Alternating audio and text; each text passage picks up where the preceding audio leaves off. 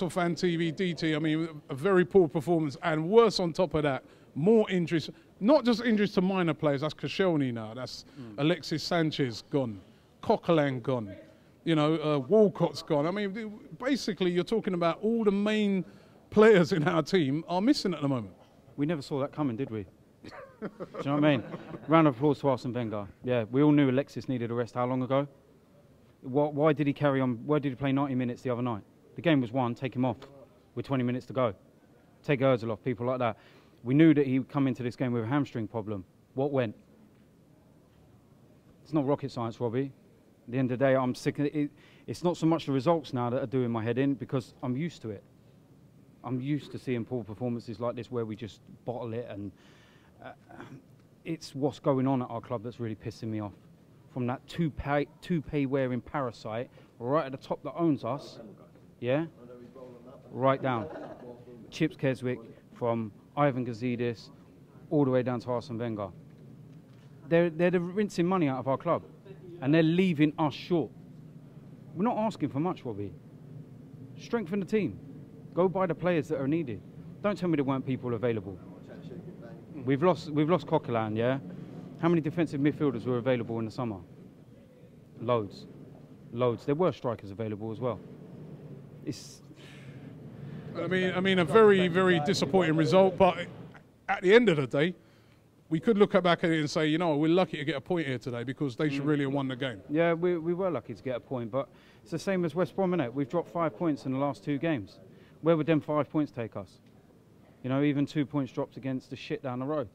That's 7 points. We could be sitting there so comfortable. You know what I mean? No, but when you look at our overall performances over the last couple of games, that's what's so disappointing. Because all of a sudden we lose a few key players and everything falls apart. Everything falls apart, Robbie. You know, I think that Walcott was one of the biggest losses. Yeah, that was one of the biggest losses.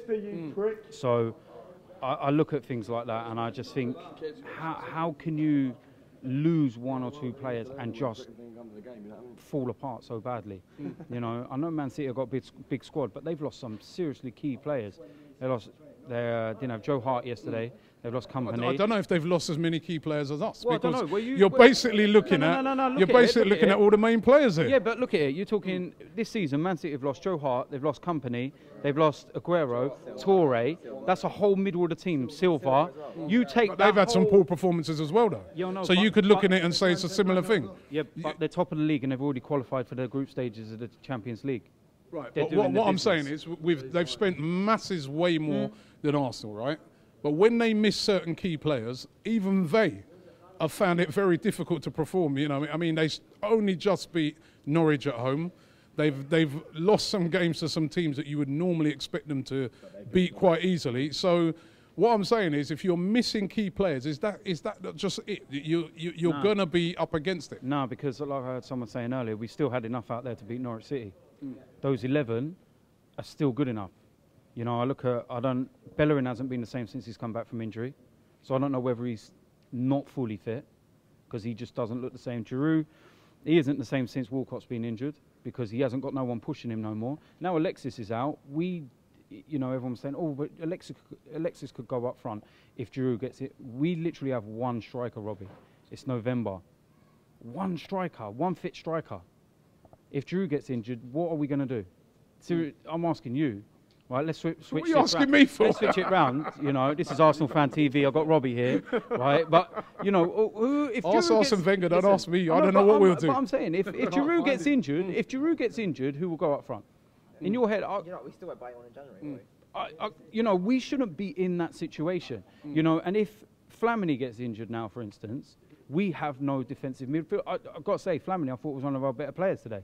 I thought he'd done a job and can't put a foot wrong with him. You know, but so you know, finally, the next couple of games, Sunderland at home. I think it'd be good to get back home after a couple of games on the road, and then there's that vital game away against Olympiacos. You're going to possibly minus a lot of key players. Yeah. What do you think of those next 2 games? Quickly. Well, Sunderland won't be as easy as what you might think because they've just won the last 2 games, and we've always had problems against Sam Allardyce's teams. We've always had problems against Tony Pulis's teams, and look what happened last week. They know how to play against us. So that's not a guarantee for Olympiacos? Olympiacos, man. I'll be honest with you, Robbie. I hate betting against Arsenal. I hate saying that we're not going to do things, but I'm afraid to say right now, I think it's Thursday nights for us. I don't know what we're going to do now. We've got all these injuries now coming up. But I'm just I mean, the big one is, of course, we've got to go away to Olympiacos.